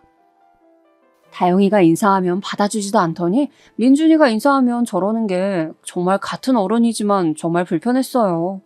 또 저는 다영이가 공부를 조금 못하더라도 정직하고 다정한 사람이 되길 바랐거든요. 이건 남편의 교육 철학도 똑같아요. 우리 부부는 다영이가 문제집을 풀고 시험 성적을 높게 받는 것보단 우리랑 같이 산에 가고 바다를 보며 자연을 느끼고 동물과 교감하며 살기를 바랐어요. 그래서 다영이는 학업적으로 스트레스를 전혀 받지 않았어요. 저는 공부보다는 본인이 뭐를 원하고 잘하는지 아는 것이 훨씬 중요하다고 생각했기 때문에 다영이가 공부를 많이 하지 않더라도 크게 신경이 쓰이진 않았어요. 그런데 민준이는 경우가 달랐어요. 사실 동선에는 여유가 많이 없었고 시동생도 그렇게 능력이 좋진 않았어요. 그래서 시어머니의 입김에 많이 휘둘리는 편이었죠. 우리 친정에서 계속 계약을 맺었기 때문에 시댁은 점점 여유가 많이 생겼거든요. 시어머니는 민준이를 영어 유치원에 보내고 여기저기 학원도 많이 알아보셨어요. 그리고 동서에게 돈을 주면서 민준이를 거기에 보내라고 시켰죠. 동서는 안 그래도 민준이 교육에 관심이 많았는데 시어머니가 먼저 돈을 주면서 보내라고 하니까 오히려 좋아했습니다. 그렇게 동서가 고맙다고 어머님밖에 없다고 하니까 시어머니는 더 기세등등해졌어요. 그래서 다영이만 보면 공부하라고 말하더라고요. 다영이가 초등학교에 들어가자 그 비교는 훨씬 심해졌어요. 그래서 일부러 남편과 친정에서 다영이를 더 많이 사랑해주곤 했어요. 또 신우는 정말 대학을 졸업하면서 독립하게 되었는데요. 그래도 가끔 시댁에 오면 다영이를 정말 많이 예뻐해줬어요. 그래서 다영이도 우리가 시댁 행사에 간다고 하면 고모도 오는 거냐고 물을 정도였어요. 언제는 또 시댁 제사가 있어서 시댁에 갔던 적이 있어요. 제가 들어갔더니 동서와 민준이가 미리 와 있더라고요. 그런데 민준이가 무슨 학습지를 풀고 있는 거예요. 민준이 할아버지 댁에 와서도 공부하는 거야? 대단하다. 제가 칭찬하자 갑자기 시어머니가 부엌에서 나오더니 저한테 이렇게 말씀하셨어요. 예, 너 이 딸도 공부시켜. 애가 맨날 물어보면 어디 놀러 갔다는 말밖에 안 하는데 이게 말이 되니? 너는 애기 엄마가 됐으면 집에서 공부를 시켜야지. 도대체 같이 놀러 다니면 어떡하니? 저는 그냥 민준이를 칭찬하려고 한 말인데 시어머니가 저렇게 나오니까 정말 황당하더라고요. 어머님, 다영이는 아직은 저와 남편하고 노는 걸 더 좋아해요. 나중에 때가 되면 다 시킬 거예요. 지금부터 시켜야지 뒤처지지 않아. 그래도 아빠 머리가 워낙 좋으니까 뭐라도 잘하는 게 있긴 하겠지. 저도 저 말에는 당연히 기분이 상했죠. 그래도 다영이가 제 눈치만 보고 있길래 괜찮다고 하고 일부러 방에 들어와서 남편에게 빨리 오라고 문자를 하고 다영이에게 말했어요. 다영아, 엄마는 네가 공부하기 싫으면 안 해도 돼. 상처받지 마. 다영이는 그제야 안심이 됐는지 저를 끌어안더니 울기 시작했어요. 우는 아이를 보니까 너무 마음이 아팠고 그래서 그날 집에 돌아가서 진지하게 남편에게 말했어요. 사실 시어머니가 나한테 뭐라 하는 거는 그냥 넘겼어. 왜냐면 나는 그런 말 한마디에 상처받지 않고 당신이 충분히 나에게 잘해주니까 의지하며 살 수 있잖아. 그런데 다영이는 아직 미성년자고 초등학생이야. 저렇게 어린아이한테 어릴 때부터 민준이랑 비교하시는 거 너무하지 않아? 내가 정말 면목이 없다. 당신도 다영이 누구보다 사랑하는 것 알아. 아이가 상처받는 거 원하지 않잖아. 다영이랑 당신한테는 그냥 미안한 마음만 들어. 나도 어릴 때부터 어머니 성격이 저러신 것을 알았는데 도저히 말려도 말려지지가 않네.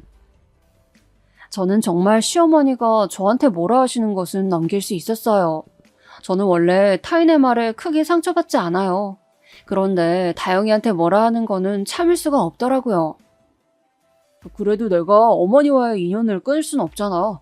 아예 평생 안 보고 살 수도 없고 최대한 내가 옆에서 중재할게.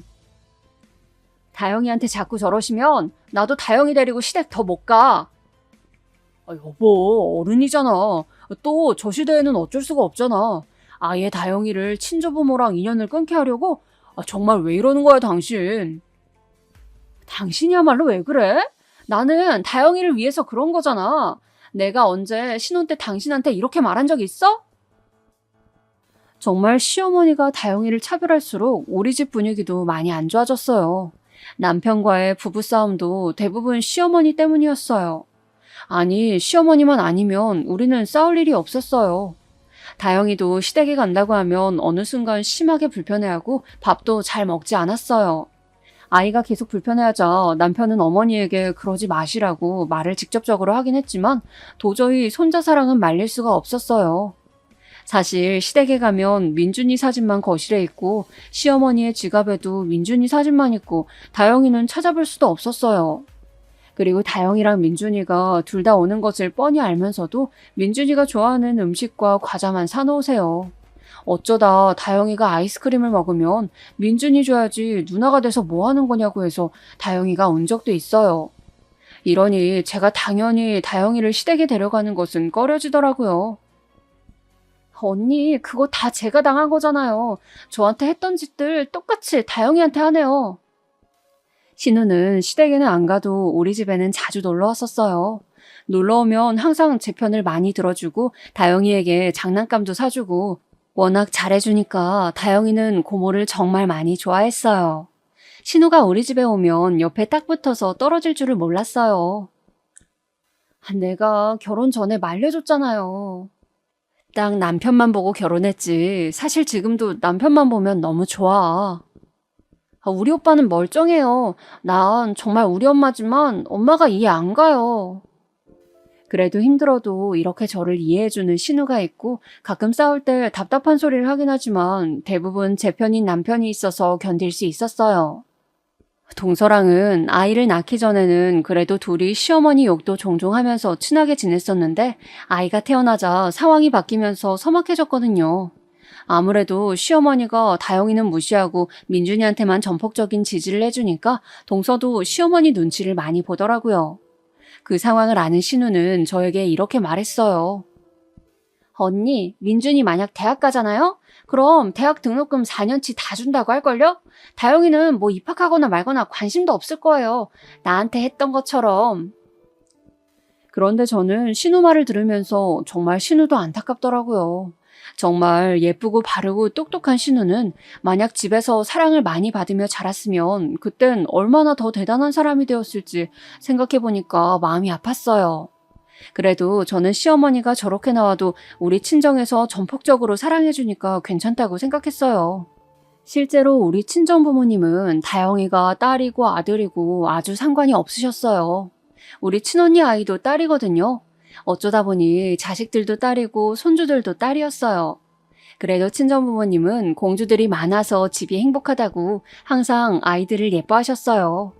어찌나 예뻐하시는지 시댁에서 민준이에게 해주는 것은 비교도 되지 않았어요. 딸의 생일이 되면 다영이가 평소에 가지고 싶어 했던 것들을 다 사주고 평소에도 친정만 가면 다영이 손이 무거운 채로 집에 돌아왔어요. 생선을 싫어하는 다영이를 잘 아니까 한우만 사서 먹이셨고 저한테도 고생 많다며 용돈도 많이 주셨어요. 이렇게 친정에서 다영이를 많이 챙겨주니까 다영이는 오히려 저한테 외할아버지 할머니 보러 가자고 조르기도 했어요. 시어머니가 다영이와 민준이를 대놓고 차별해도 저는 최대한 앞에서 막으려고 했고 집에서 다영이에게 저런 말에 휘둘리지 말라고 했어요. 그러다 제가 기분이 나쁜 티를 내기도 했고 실제로 남편과 부부싸움을 하고 다영이를 친정에 데리고 가서 명절에 데리고 가지 않기도 했어요. 당연히 시부모님은 난리가 나셨죠. 시아버지는 말이 정말 없으신 편이었는데 저한테 전화해서 이게 무슨 행동이냐고 처음으로 화를 내시더라고요. 그런데 제가 저렇게 한 이유는 다 시어머니 때문이었어요. 명절 전에 시어머니 생일이라 시댁을 방문했었거든요. 그런데 민준이와 다영이가 둘이 놀다가 둘이 계단에서 넘어졌어요. 정말 다행히 크게 다치진 않았지만 상식적으로 아이들이 넘어지면 당연히 둘 다 챙겨야 하는 거 아닌가요? 아이들이 넘어진 모습을 시어머니가 제일 먼저 봤는데 시어머니는 민준이만 챙기더라고요. 저는 집에 있다가 시어머니가 민준이를 업고 들어오면서 구급차를 부르라고 난리를 치시길래 같이 민준이 상태를 보고 있었어요. 그런데 다영이가 울면서 들어오더라고요. 순간 너무 화가 나서 어머님에게 소리를 질렀죠. 어머니, 다영이도 다쳤잖아요. 너 지금 나한테 소리 질렀니? 이게 어디 버르장머리 없이 행동해? 아니, 다영이도 손녀잖아요. 아이가 다쳤는데 민준이만 데리고 오셨어요? 저는 정말 속상하고 어이가 없고 화가 나서 따졌어요. 그런데 어머님은 오히려 당당하더라고요. 민준이 다친 것만 걱정하고 연고 꺼내고 난리치길래 제 딸은 제가 지켜야 하니까 다영이를 데리고 택시 타고 집으로 왔죠. 남편에게 전화해서 생일이고 나발이고 네 딸은 네가 지키라고 했더니 놀라서 달려오더라고요. 시어머니가 전화를 정말 많이 했지만 무시했고 집으로 돌아왔는데 남편이 저한테 그러더라고요. 여보, 화난 건 내가 정말 이해해. 나였어도 화가 났을 거야. 그래도 어머니 생신이었잖아. 자기가 아랫사람이니까 먼저 죄송하다고 해주라. 제발 나를 봐서라도. 지금 무슨 소리를 하는 거야? 당신 지금 제정신이야? 다른 날도 아니고 생신이었잖아. 내가 제사였으면 이런 소리 안 해. 결국 남편과 저는 한바탕 싸우게 되었고 저는 명절에 다영이를 데리고 친정에 갔어요. 다영이는 외가에서 계속 있겠다고 하니까 정말 좋아했어요. 시부모님이 난리 나고 남편도 난리 났지만 저는 절대 굽힐 생각이 없었어요. 그런데 다른 사람도 아니고 시동생에게 연락이 왔어요. 형수님, 얘기 들었어요. 사실 제가 나서는 게 맞나 싶어요. 그래도 그냥 죄송하다는 말 드리려고요. 시동생은 저에게 정말 진솔하게 사과를 했어요. 사실 시동생이 잘못한 것은 없잖아요. 그래도 사과하고 동서도 연락 와서 형님 정말 당황했을 거라고 이해한다고 하길래 다른 사람들은 무슨 잘못인가 했죠. 신우야 뭐 명절에 안 온 지 너무 오래되었으니 상관이 없었지만요. 제가 저 사건을 말하니까 신우는 그럴 줄 알았다며 본인 어릴 때도 그랬다고 하더라고요. 그리고 시간이 지나자 남편도 저한테 무조건 잘못했다고 빌길래 마지막 날 시댁에 갔어요. 제가 먼저 시어머니에게 인사하자 마지못해 인사를 받더라고요. 그렇게 서로 형식상 미안하다 하고 사건은 마무리가 되었어요. 이 뒤로 서먹하게 지내다가 남편이 어느 날 저한테 말을 꺼냈어요. 민준이가 곧 생일이라네. 호텔에서 식사하자고 하는데 갈 거지? 누가 추진하는 거야? 어머니, 여보 불편하면 내가 중간에서 말해볼게. 저는 시모 생일이면 가지 않으려고 했지만 시동생과 동서 생각하고 가기로 결정했어요. 무려 5성급 호텔을 빌려서 생일 파티를 하더라고요. 다행히 거기선 별탈이 없었어요. 그리고 민준이 생일이 지나고 다영이 생일이 다가왔어요. 저는 민준이 생일 때는 호텔에서 생일 파티를 했는데 다영이 생일은 그냥 지나갈 게 뻔해서 친정에 말했어요. 친정 부모님께선 민준이 생일 파티를 한 곳보다 훨씬 좋은 호텔로 장소를 잡으셨어요. 왜냐하면 그날은 다영이의 10번째 생일이었거든요. 워낙 친정에서 다영이를 예뻐하셔서 생일 파티를 크게 열게 되었어요. 저는 다영이가 이렇게 사랑받고 사는 것을 시어머니에게 보여주려고 일부러 초대했습니다. 그렇게 다영이의 생일 파티를 하게 되었고 신우도 초대했어요. 신우는 다른 날도 아니고 다영이 생일이라면 당연히 와야 한다고 와주었어요. 그렇게 온 가족을 불러서 호화롭게 생일 파티를 진행했어요. 그런데 정말 시어머니는 밉상이었는데 다른 사람들 다 선물을 사왔는데 시부모님만 안 사왔더라고요. 제가 뭐 엄청 대단한 선물을 바란 것도 아니에요. 그냥 성의 표시로 몇만 원짜리 장난감 정도를 사오길 바랐어요. 민준이 때처럼 호화롭게 생일 파티를 열어달라는 것도 아니었잖아요. 그런데 장난감도 없이 빈손으로 와서 표정도 좋지 않길래 괜히 불렀나 싶었습니다. 그래도 좋은 날이니까 드레스를 입은 다영이 머리에 왕관도 없고 사진도 많이 찍었어요. 평소에 가지고 싶어 했던 고가의 선물은 친정 부모님께서 해주셔서 다영이가 정말 행복해했어요. 그렇게 저는 화장실에 다녀왔는데 분위기가 이상한 거예요. 뭐지 싶어서 들어갔는데 친정아버지가 얼굴이 새빨개진 채로 화를 내시고 계셨어요. 아버지가 웬만한 일에 동요하시는 성격이 전혀 아니세요. 그런데 그렇게 사랑하는 소녀딸 생일 파티에서 저렇게 화가 나시다니 왜 그런지 물어보려고 다가갔습니다. 친정아버지가 노려보고 계신 쪽은 바로 시어머니였어요. 저는 또 저 인간이 무슨 막말을 했길래 그러나 싶었어요. 당신 회사 먹여 살린 거래처 사장이 나야. 이제 나는 당신네 집안 회사랑 거래 안 해. 우리 딸이 부탁해서 실력도 안 좋은 곳에 맡겼더니 뭐? 태어난 게 죄? 애한테 그게 할 소리입니까? 저는 정말 내용에 깜짝 놀랐어요. 아니, 애한테 태어난 게 죄라뇨? 그것도 생일 파티에서요. 다영이를 보니까 신우 품에 안겨서 울고 있더라고요. 시어머니는 당황해서 오해라고 하는데 오해는 무슨 오해겠어요. 인성이 그대로 나온 거죠. 저도 화가 나서 따졌어요. 어머니, 정말 가지가지 하시네요. 원래 그런 것은 알았지만 그래도 그렇게 사랑하는 첫째 아들 자식인데 너무 하시네요. 애한테 할 말이 있고 못할 말이 있잖아요. 저는 정말 너무 속상해서 눈물이 저절로 나오더라고요. 제가 우니까 친정엄마도 속상하신지 남편한테 뭐라 하기 시작했어요. 정서방, 정말 너무 실망이야. 이제껏 내 딸과 손녀딸이 이런 취급을 받았던 거야? 남편은 친정엄마에게 사과하고 저는 시어머니에게 따지고 친정아버지는 시어머니에게 화내시고 시동생은 중간에서 말리고 정말 소란스러웠어요. 저는 신우와 주차장으로 내려가서 다영이를 안심시켰어요. 다영아, 신경 쓰지 마. 다영이는 세상에서 제일 소중한 존재야. 앞으로 할머니 안 봐도 돼. 다 잊어버리자. 언니, 내가 대신 미안해요. 저도 엄마 정말 싫어하지만 이번은 너무 심했어요. 아유, 아가씨가 왜 사과해요. 나 앞으로 시부모 안 보고 살 거니까 괜찮아요. 저 말은 완전 진심이었어요. 저는 앞으로 시부모 얼굴 보고 살 자신이 없었습니다. 다영이는 제 인생에서 가장 소중한 보물이에요. 내 새끼한테 저런 소리를 하는데 어떻게 보고 살겠어요? 시간이 지나고 시동생이 친정부모님을 데리고 나왔어요. 저보고 형수님 정말 죄송하다는데 진짜 속이 말도 아니었어요. 다른 날도 아니고 다영이 생일 파티였잖아요. 친정부모님도 너무 화가 나셨는지 거래 끊고 인연도 끊으라고 했어요. 친정엄마는 속상하신지 오래 우셨어요. 이제껏 이런 취급을 당했었냐고 제 손을 잡고 우시는데 저도 그동안 참은 게 후회되기 시작했어요. 남편도 뒤늦게 내려와서 저에게 앞으로 자기가 부모 안 보고 살겠다고 하더라고요. 남편은 우리 부모님에게도 정말 죄송하다고 몇 번이고 사과를 했어요. 친정아버지는 정말 화가 많이 나셔서 바로 다음 날에 거래를 끊으셨어요. 정말 거래를 끊을 줄은 몰랐는지 시어머니는 저와 남편에게 전화하고 심지어 친정부모님께 전화하더라고요. 친정아버지는 아직도 이 얘기가 나오면 화를 그렇게 내시곤 하세요. 아버지는 저도 정말 예뻐하셨지만 다영이를 인생의 보물로 여기시거든요.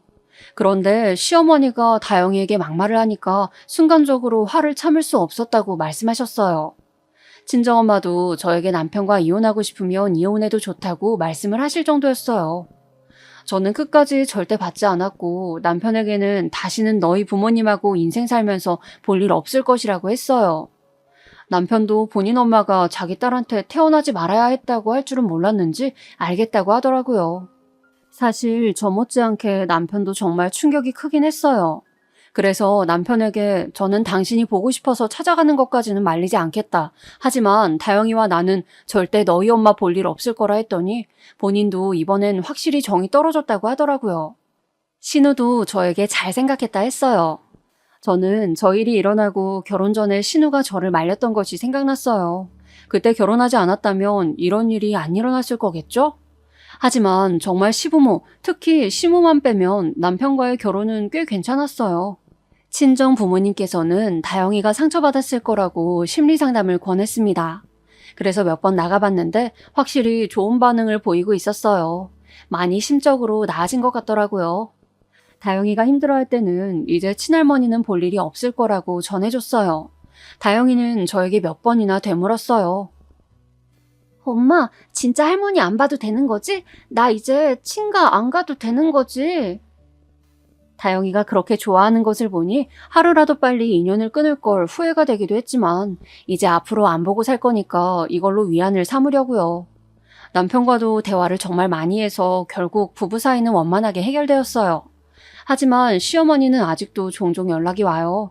문자로도 본인이 잘못했다며 다시는 안 그러겠다고 하시는데 저는 이미 정이 떨어질 대로 떨어져서 다시 연락할 마음은 없었어요. 제가 받지 않고 답장도 안 하니까 번호를 바꿔서 연락이 오더라고요. 정말 끈질기다 생각했지만 이제는 뭐 시어머니인 것을 제가 알아도 별로 관심이 없어요. 그 과묵하신 시아버지도 연락이 오던데 그러게 애초에 있을 때 잘하지라고 생각이 들어요. 다영이한테 조금이라도 잘해줬으면 저도 사람이니까 마음이 동했을 텐데 말이에요. 친언니는 저에게 어차피 자승자박이라고 본인들이 그렇게 행동했으니까 어쩔 수 없다고 이질해서 저도 그렇게 마음을 먹으려고요. 그리고 시댁하고 연을 끊으니까 정말 마음이 어찌나 편한지 몰라요. 친정집에도 훨씬 자주 가고 있고 심적으로 스트레스 받을 일이 전혀 없어져서 좋아요. 시어머니가 제 인생에서 사라지니까 남편하고 싸울 일도 전혀 없더라고요. 친구들 말에 의하면 결혼 부부싸움의 대부분은 시댁 고부 갈등이라고 하더라고요. 정말 알턴니가 빠져도 이렇게 통쾌할 수는 없을 것 같아요. 사람은 정말 마음 편한 게 최고라고 이번에 확실히 인생 수업을 받게 되었죠. 여기까지가 제 사연 내용입니다. 들어주셔서 정말 진심으로 감사드려요. 여러분들도 누군가가 여러분의 마음을 불편하게 한다면 가만히 있지 마시고 꼭 대응을 잘하시길 진심으로 바랄게요. 이번 겨울 감기 조심하시고 몸 따뜻하게 정신도 건강하게 연말 마무리하시길 바랍니다. 감사합니다.